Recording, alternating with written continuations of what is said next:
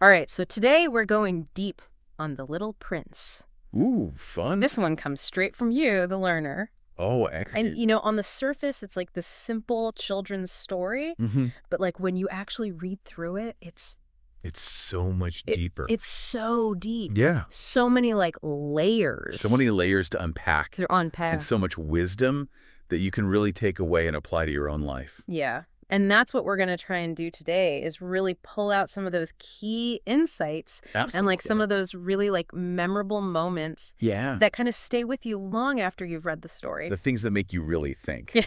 Yeah. So I'm really excited to dive into this one. Okay, so the story opens with our narrator, the pilot crash landing in the Sahara Desert. Right. And It's high stakes. high stakes, right? Like he is fighting to survive. Yeah. And then suddenly out of nowhere, he meets this little boy A prince. who asks him the most unexpected question. Exact. Please draw me a sheep. Oh, yeah. Like what? It's such a strange juxtaposition, right? Yeah. You have this man facing this like life or death situation. Yeah.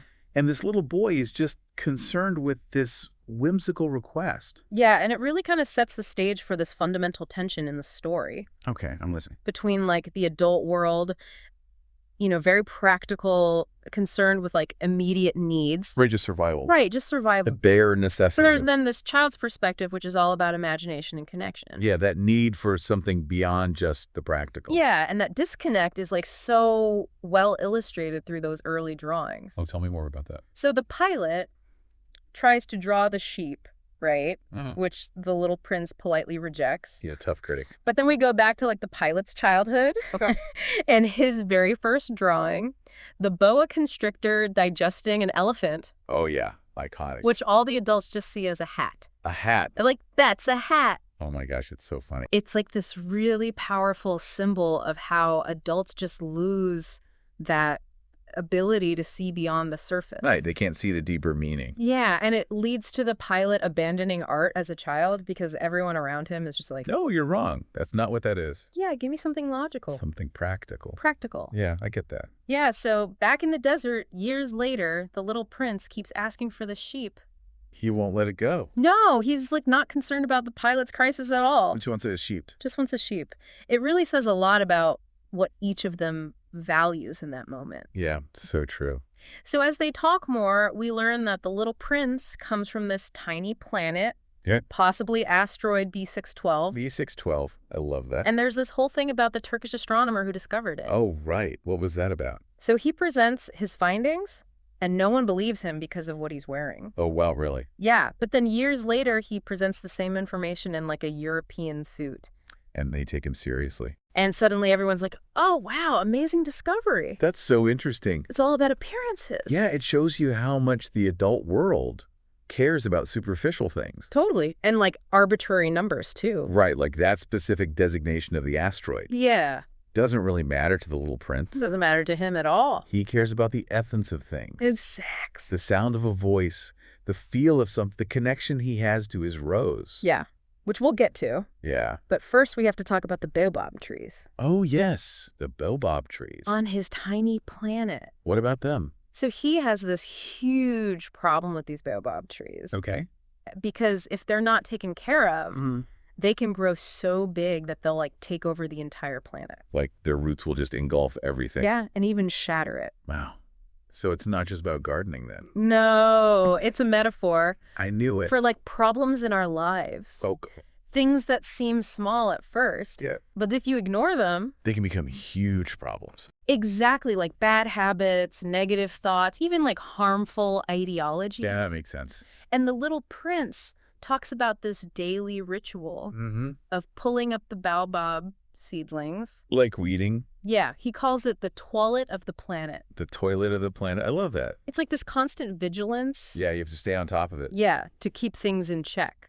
So what you're saying is we should be pulling up our own metaphorical baobabs every day. Exactly. That's a good takeaway. So then the little prince leaves his planet and starts visiting all these other asteroids. Okay, this is where it gets really interesting. Yeah, and he meets all these strange characters. Yeah, like who? Well, first there's the king. The king. Yeah, he's all alone on this asteroid, Uh-huh. but he's still desperate for authority. Like, even though there are no subjects. Yeah, he immediately assumes the little prince is his subject. Oh, wow. But the funny thing is, he only gives commands that are, like, actually possible. What do you mean? Like, he'll order the sun to set at the exact time it's supposed to set anyway. So he's not completely delusional. Right, he's, like, power hungry, but also kind of pragmatic. So it's about control, but within the realm of possibility. Exactly.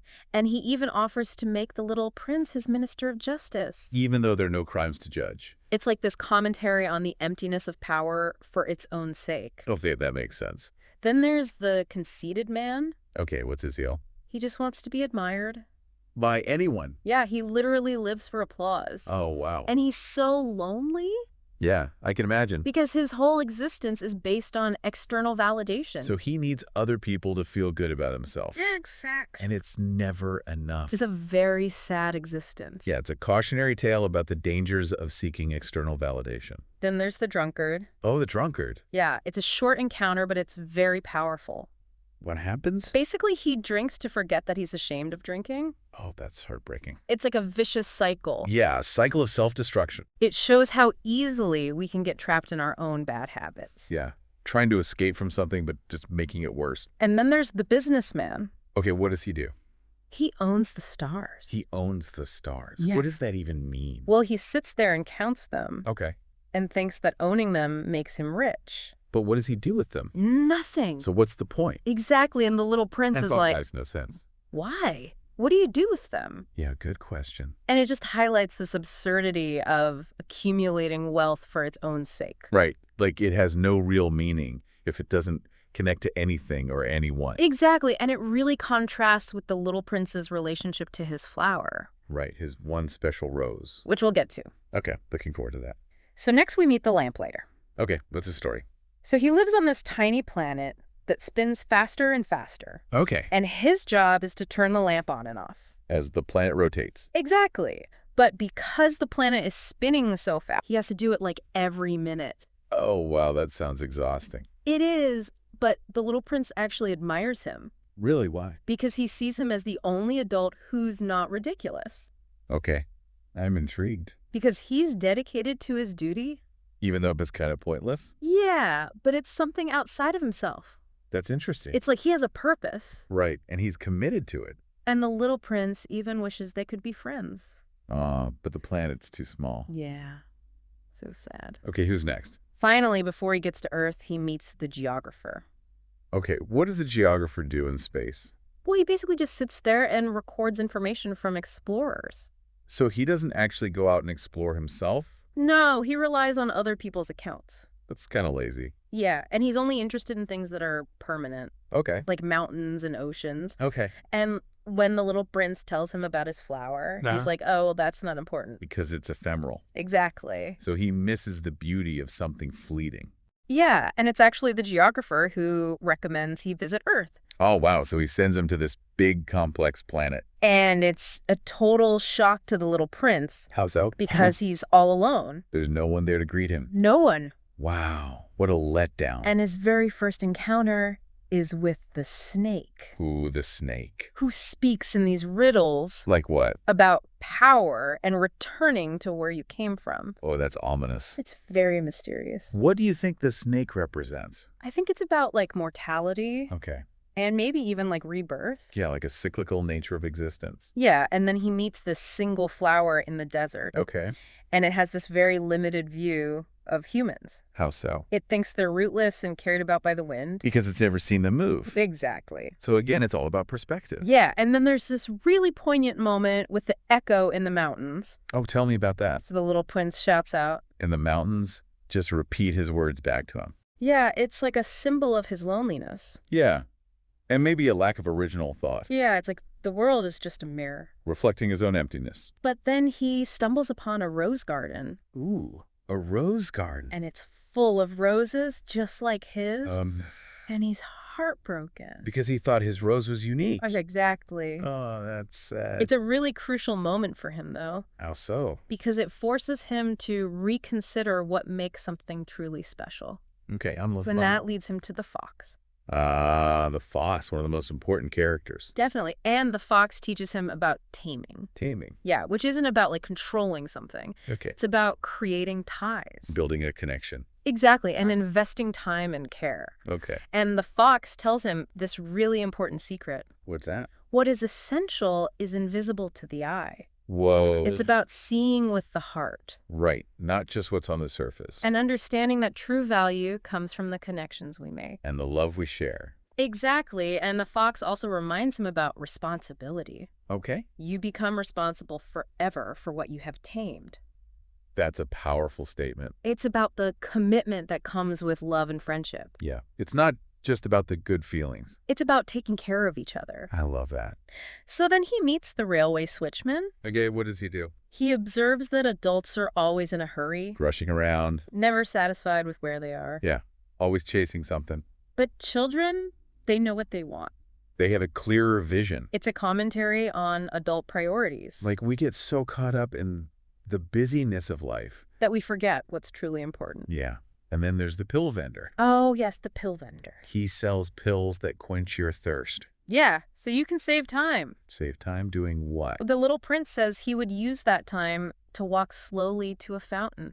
That's beautiful. It's like his perfect illustration of the difference between efficiency Yeah. and actually experiencing life. Taking your time? And then they're lost in the desert, and they're both desperate for water. Yeah. And the little prince says, water can be good for the heart. I love that quote. And he knows that there's a well hidden somewhere. Even though they can't see it. And it's like another reminder that what's truly valuable Is often hidden. Invisible to the eye. Yeah, you have to search for it. And then their time together is coming to an end. And the little prince knows he has to go back to his planet. And he has to go back to his rose? Exactly, and he knows how he's going to do it. Oh. He made a deal with the snake. Oh, no. And the pilot is terrified. Yeah, he doesn't want to lose his friend. But the little prince tries to comfort him. What does he say? He says that he'll just be leaving his body behind. Like an old shell? Yeah, too heavy to carry. And he talks about the stars. Yeah, he says they'll sound like 500 million little bells. Oh, wow. Or 500 million springs of water. So beautiful. It's like their connection will live on in the stars. Even though they're apart. And they even laugh together. Despite the sadness. Yeah, and then they say goodbye. Oh, I'm getting emotional. And the little prince just disappears. Like a flash of yellow light. Yeah. And he's gone. And the pilot is left with this one question. What's that? Did the sheep eat the flour? Because he forgot to draw the muzzle. He forgot the muzzle. And that one little detail could change everything. He really could. A powerful ending. Yeah, it shows how much those little things matter. Especially when it comes to the things we love. So for you, the learner. Think about the things you cherish. The things you're responsible for. And the small details that could make all the difference. Because the little prince reminds us that what's essential is often invisible. And that it's the connections we make. And the love we share. That truly make life meaningful. Thanks for joining us on this deep dive. It's been a pleasure. Until next time. Keep learning.